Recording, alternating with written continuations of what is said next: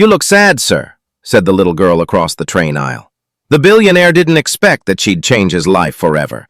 Julian Cole had forgotten what it felt like to be seen, truly seen, beyond the designer suits and diamond cufflinks. The 6:15 evening train from Chicago to New York was supposed to be his refuge, a space where reporters couldn't corner him and board members couldn't demand answers. But you can't outrun emptiness at 70 miles per hour.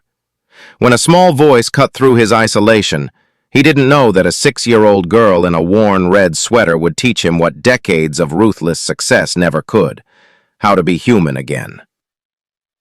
Welcome to Life in Stories, where every tale reminds us what truly matters.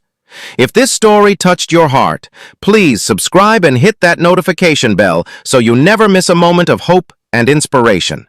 Drop a comment telling me where you're watching from. I love connecting with you all. The rain started just as the train pulled away from Union Station. Julian watched the droplets race sideways across the window, distorting Chicago's skyline into abstract smears of gold and white. The first-class cabin was nearly empty, just him, an elderly businessman 3 rows up, and the steady hum of expensive silence. He adjusted his charcoal overcoat, feeling the weight of Italian wool against his shoulders. His phone buzzed for the 7th time in 10 minutes. Another emergency board meeting. Another crisis management call. Another journalist asking for his statement on the ethics scandal that had his company's stock hemorrhaging value by the hour. Julian powered the phone off completely. Outside, the city lights flickered past like memories he couldn't catch.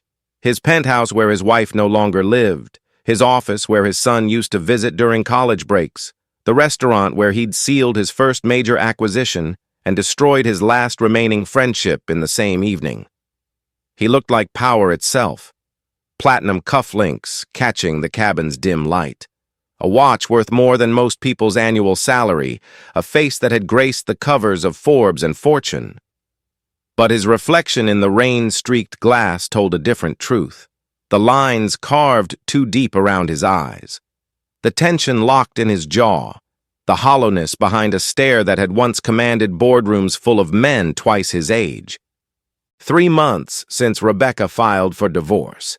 17 days since Marcus stopped answering his calls. 4 sleepless nights since the scandal broke and his attorney told him to prepare for congressional hearings. Julian leaned back and closed his eyes, craving the oblivion that even first-class tickets couldn't guarantee. "You look sad, sir." The voice was small, curious, impossibly gentle. He opened his eyes. Across the aisle stood a little girl no older than 6, clutching a stuffed bear so worn its fur had thinned to patches of fabric. She wore a red sweater with a missing button and jeans stained green at the knees. Her hair was braided into uneven pigtails, the kind only exhausted hands could manage. But her eyes, wide, brown, achingly clear, studied him like he was a puzzle she wanted to solve. "I'm fine," Julian said flatly, the lie automatic as breathing. "That's what my mommy says when she's not," she replied, tilting her head. Before he could respond, a woman appeared behind her, tired, apologetic, wearing a plain gray coat that had seen too many winters. "I'm so sorry, sir." "Millie, sweetheart, let the man rest." The woman's voice carried the kind of quiet dignity that comes from survival, not privilege. She guided the girl into the seats across the aisle with gentle efficiency, her movements practiced from years of making herself invisible in other people's spaces. But Millie wasn't finished. She rummaged through her tiny backpack and produced something wrapped in crinkled aluminum foil. She held it across the aisle like an offering. "You can have this," she said simply. "It's banana bread. Mommy says it helps when you're sad." Julian stared at the foil-wrapped package. When was the last time someone had given him something that wasn't a contract, a demand, or an invoice? "That's very kind, but—" "Please," Millie insisted, her small hand still extended. He took it. The bread was still warm, slightly misshapen, homemade with the kind of imperfection that only came from actual human hands. Something in his chest tightened unexpectedly. "Thank you," he heard himself say. Millie beamed like he'd given her the world instead of accepting a piece of banana bread from a child on a train. The train rumbled through the darkness. Rain drummed against the windows in rhythmic patterns. Gradually, Millie's energy faded. She curled against her mother's side, the stuffed bear tucked under her chin, her breathing evening into sleep. The woman, Clara, he learned when she quietly introduced herself, shifted to make her daughter more comfortable. In the dim cabin light, Julian noticed the weariness etched into her young face, the calluses on her hands, the carefully mended seam on her coat. "She's very observant," Julian said, surprising himself. Clara smiled faintly. "Too observant sometimes. I'm sorry if she bothered you." She didn't. A pause stretched between them, filled only by the train's mechanical heartbeat. "We're traveling from Chicago," Clara offered quietly. "The family I worked for, they moved to London. I was their live-in maid for 3 years."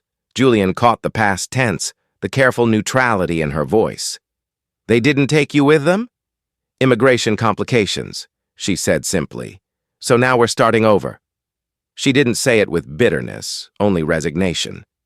Julian recognized the tone. It was the sound of someone who'd learned that fairness was a luxury, not a guarantee. The train began to slow as they approached the New York station. Clara gently woke Millie, gathering their worn suitcases with practiced efficiency. Millie rubbed her eyes, saw Julian, and waved her bear at him. "Bye, sad sir," she said, her voice still sleepy. For the first time in months, maybe years, Julian felt his mouth curve into something genuine. "Goodbye, Millie." The crowd swallowed them quickly. Mother and daughter disappearing into the flow of travelers. Just another anonymous pair in the city's endless tide. Julian stepped onto the platform, expensive shoes clicking against wet concrete. The cold night air hit him like a physical thing. Around him, New York churned with its usual indifferent intensity. Horns blaring, voices echoing, steel and glass rising toward an invisible sky.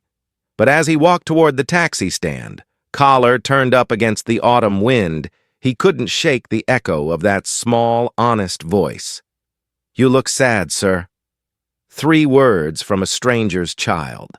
3 words that somehow felt like the first true thing anyone had said to him in years. 2 weeks passed before Julian saw her again. He told himself it was routine, just another site inspection at the Queen's luxury housing project, one of 17 developments his company had breaking ground that quarter. But he'd delayed this visit twice already, and his project manager had started asking questions. The truth was simpler and more complicated. Julian had been avoiding the field, avoiding people, avoiding anything that required him to be present instead of simply powerful. The construction site sprawled across what used to be an industrial lot, now transformed into scaffolding and steel bones of what would become premium condominiums. Workers in hard hats moved with purposeful efficiency, their shouts barely audible over the percussion of jackhammers and cement mixers. Julian stepped out of his Blacktown car, buttoning his overcoat against the October wind. His project manager rushed over with blueprints and progress reports, but Julian's attention snagged on something else entirely, a figure near the security gate, sweeping debris into a dustpan with methodical strokes. Gray coat. Worn but clean. Movements practiced and invisible. His breath caught. Clara looked up at precisely that moment, her eyes widening in recognition. The broom handle slipped slightly in her grip. Color rose in her cheeks, not pleasure, but something closer to shame. "Mr. Cole?" She straightened, clutching the broom like a shield. I didn't know you owned this company." The world suddenly felt smaller, deliberate, like the universe had decided they weren't finished yet. Julian crossed the muddy ground, barely hearing his project manager still talking beside him. "Clara, what are you doing here?" The question came out wrong, too sharp, too surprised. She flinched almost imperceptibly. "Working," she said simply, "through a placement agency. They assigned me here 3 days ago." Julian glanced at the debris around her feet, the industrial gloves too large for her hands, the janitorial company logo on her borrowed vest. Something cold and uncomfortable settled in his stomach. This was his empire, his profit margins, his quarterly earnings built on contracts with agencies that paid people like Clara barely above minimum wage to clean up after construction crews. "Where's Millie?" he asked, his voice softer now. "With a neighbor. Mrs. Chen watches her while I work nights." Clara's chin lifted slightly, dignity threading through exhaustion. "The hours are difficult, but we manage. We manage." 2 words carrying the weight of 100 untold struggles. Julian's project manager coughed politely, still waiting with his blueprints. Julian waved him off with a distracted gesture. "Give me a moment." When they were alone as 2 people could be on a construction site, Clara met his eyes directly. "I know how this looks," she said quietly, "but I'm grateful for the work. Truly." "You shouldn't have to be grateful for this," Julian said before he could stop himself. Her expression shifted, something guarded moving behind her eyes. "Not all of us get to choose our circumstances, Mr. Cole. Some of us just survive them." The words hit harder than she probably intended. Julian nodded slowly, understanding blooming uncomfortably in his chest. "I'm sorry." That came out wrong. "It usually does," Clara said, but her voice had lost its edge. "From people like you." She didn't mean it cruelly, just honestly. And somehow that made it worse. That night, Julian sat in his penthouse office until 3 in the morning, reviewing subcontractor agreements and wage structures his lawyers had buried in 30-page documents. The numbers told a story he'd never bothered to read. Profit margins built on people working multiple jobs to afford rent in neighborhoods his company was slowly pricing them out of. He didn't sleep, just drafted an email to his HR director with the subject line, "Wage review, all subcontractors, priority." But he didn't mention Clara, didn't want her thinking this was pity disguised as policy. The first time he saw them at the station cafeteria was accidental. He'd taken the 6:15 train again, same route, same first-class cabin, telling himself it was convenient. It took 3 phone calls and 1 very uncomfortable conversation with his property management director, but by the next morning, Julian had arranged everything. A company housing assistance program, retroactive, need-based, anonymous. Clara's name appeared on a list of 12 recipients.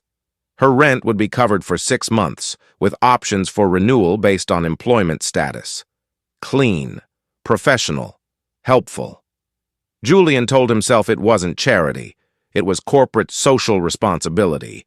Good optics during a scandal. Smart business. He told himself a lot of things that week. None of them were true. Clara found out 4 days later. Julian was reviewing quarterly projections in his office when his assistant buzzed. "Mr. Cole? There's a woman here to see you. She doesn't have an appointment, but she's very insistent." Before he could respond, Clara pushed through the door. She wore her gray coat, her work boots, her hair pulled back severely. But her eyes, those gentle, understanding eyes, burned with something Julian had never seen before. Fury. "You had no right," she said, her voice shaking. Julian stood slowly. "Clara, the building manager thanked me this morning, said how grateful I must be for Mr. Cole's generous sponsorship." She took a step forward. "Do you have any idea how that felt? Standing there while he smiled at me like I was a charity case you picked off the street? That's not what this is." "Then what is it, Julian?" Her use of his first name landed like a slap. "You swoop in, throw money at my problems, and expect me to what? Be grateful? Dependent?" "I was trying to help," Julian said, hearing how weak it sounded even as he said it. "Help? Clara laughed, bitter and sharp. You want to help? Then see me as a person, not a project, not something broken you can fix with your checkbook. Julian moved around his desk, hands raised in surrender. You told me you wanted to help people rebuild. I'm trying to do the same. For me or for yourself? Clara interrupted. Because from where I'm standing, this looks a lot like you buying yourself absolution. The words hit like a physical blow. I don't need your charity, she continued, quieter now but no less devastating. I need dignity. I need to know that when I pay my rent, it's because I earned it, not because some billionaire decided I was worthy of rescue. Julian's jaw tightened.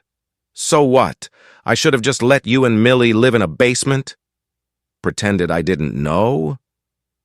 Yes, Clara's voice cracked, because that was my struggle to figure out my responsibility. You don't get to decide what I need just because you have the money to provide it. That doesn't make any sense. It doesn't have to make sense to you.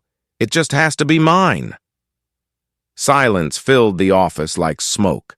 Outside, the city continued its indifferent rotation. Inside, something fragile and new began to break. I can't undo it, Julian said finally. The program exists now. Taking you off the list would raise more questions.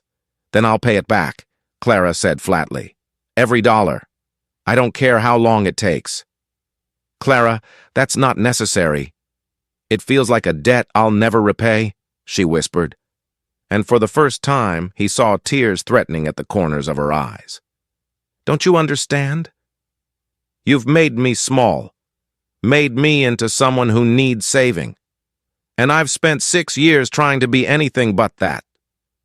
Julian wanted to argue, wanted to explain that intention mattered, that he genuinely cared, that this wasn't about control or ego or guilt. But standing there, watching Clara's carefully constructed composure crumble, he realized something devastating. He'd done exactly what he always did. Thrown money at a problem, assumed resources equaled solutions, confused generosity with understanding. He'd treated Clara the way he treated every quarterly shortfall, every PR crisis, every inconvenient human complication, as something to be managed, optimized, resolved. I'm sorry, he said quietly. You're right. I should have asked first. Clara wiped her eyes with the back of her hand, that familiar dignity reasserting itself. I need some space, Julian. From you. From this. She turned toward the door. Clara, wait. She paused but didn't turn around. Millie asks about you? Every day? Where's Mr. Sad, sir? And I don't know what to tell her anymore. Then she was gone. For 3 days, Julian didn't go to the station. He told himself it was respect for her boundaries, space, like she'd asked for. But really it was cowardice. On the 4th day, his phone rang at 1:47 a.m. Mr. Cole? His operations director's voice was strained. There's been an accident at the Queen's site. Scaffold collapse. 2 workers injured, 1 critical. Julian was already reaching for his coat. Who? A pause.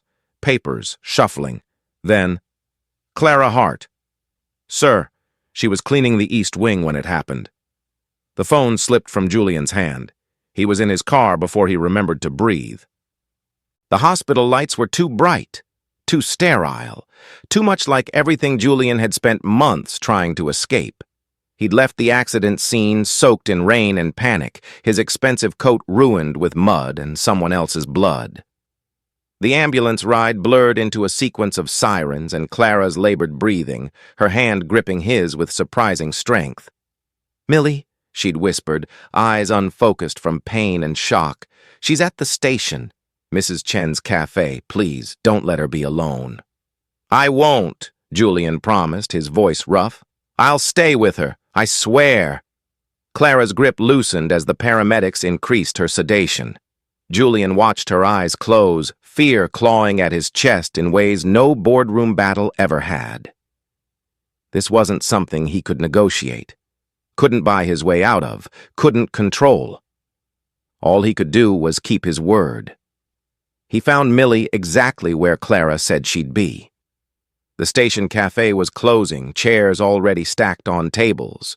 Mrs. Chen, an elderly woman with kind eyes and weathered hands, sat with Millie in the corner, playing cards to keep the girl distracted. Millie looked up when Julian entered. Her face transformed, relief, confusion, hope all warring in her expression. "Mr. Sad, sir!"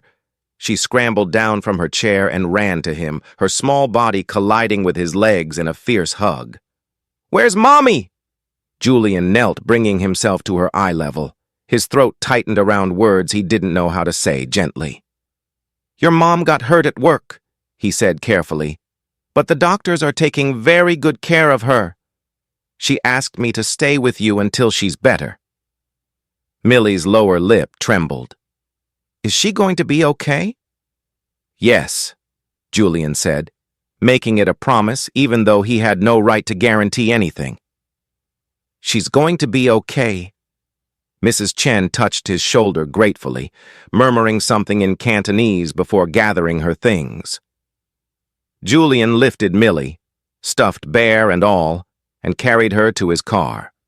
She fell asleep against his shoulder before they reached the hospital, her breath warm against his neck, her small hand clutching his collar like an anchor.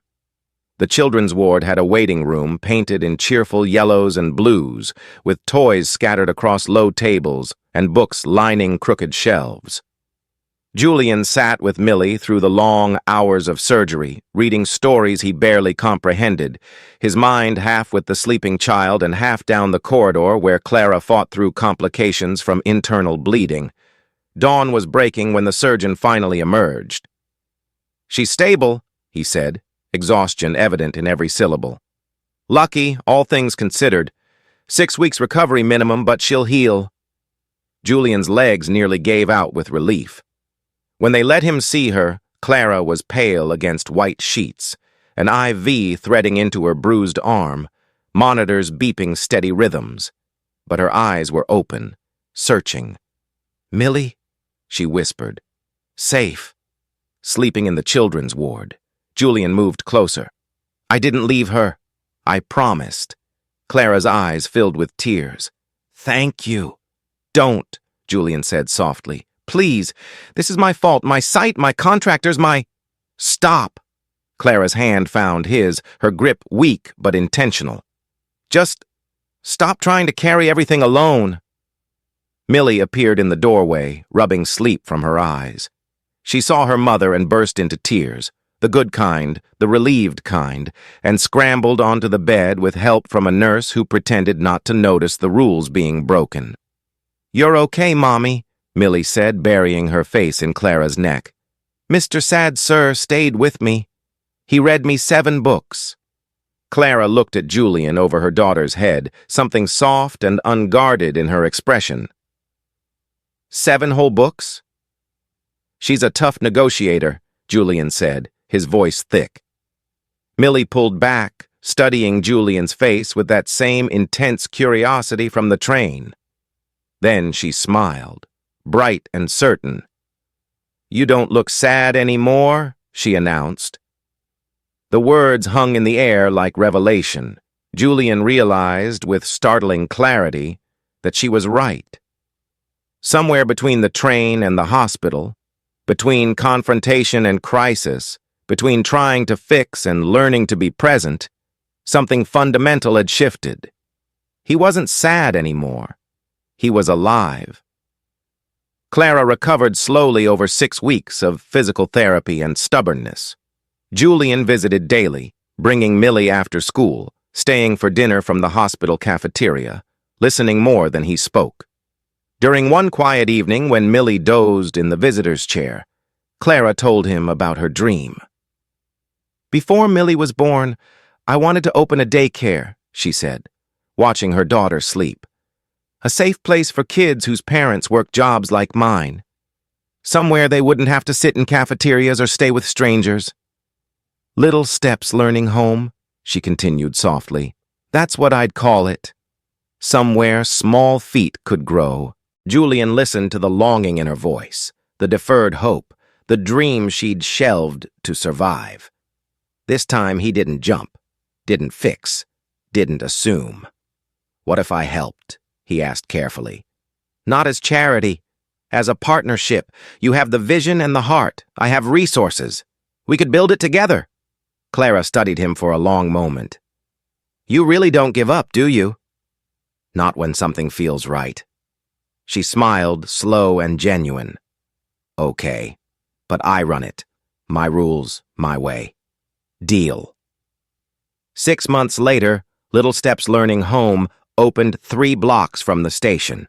It was small, just 2 renovated storefronts with bright murals and a fenced playground. But it was theirs. Clara hired 3 staff members, all women who understood what it meant to work multiple jobs just to keep the lights on. Millie stood at the entrance on opening day, wearing her red sweater, button finally replaced, and holding her faithful bear. Julian handed her oversized ceremonial scissors, and she cut the ribbon with theatrical flair, grinning at the small crowd of neighborhood families. That evening, as the sun painted the platform in shades of amber and gold, Julian stood beside Clara watching the 6:15 train arrive. "Funny," he said quietly. "This all started because a stranger gave me banana bread." Clara smiled, her eyes still on the train. "No.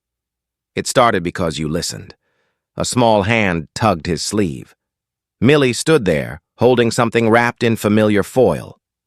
"For you, Mr. Happy Now," she giggled, pressing it into his palm. Julian unwrapped it carefully. Banana bread, still warm, slightly lopsided, made with Millie's enthusiastic help. He knelt and pulled her into a hug, this extraordinary child who'd seen past his armor when no one else bothered to look. "Thank you, Millie," he whispered. "You helped me remember what matters." The train roared past, carrying its cargo of strangers and stories and second chances. Julian stood, Clara beside him, Millie between them, and smiled, truly, deeply, wholly. The man who'd had everything finally found the one thing money couldn't buy: peace. Thank you for watching until the very end. If this story moved you, please like, subscribe, and share it with someone who needs hope today. Your support means everything and helps us bring more inspiring stories to life. Tell me in the comments, what lesson touched you most?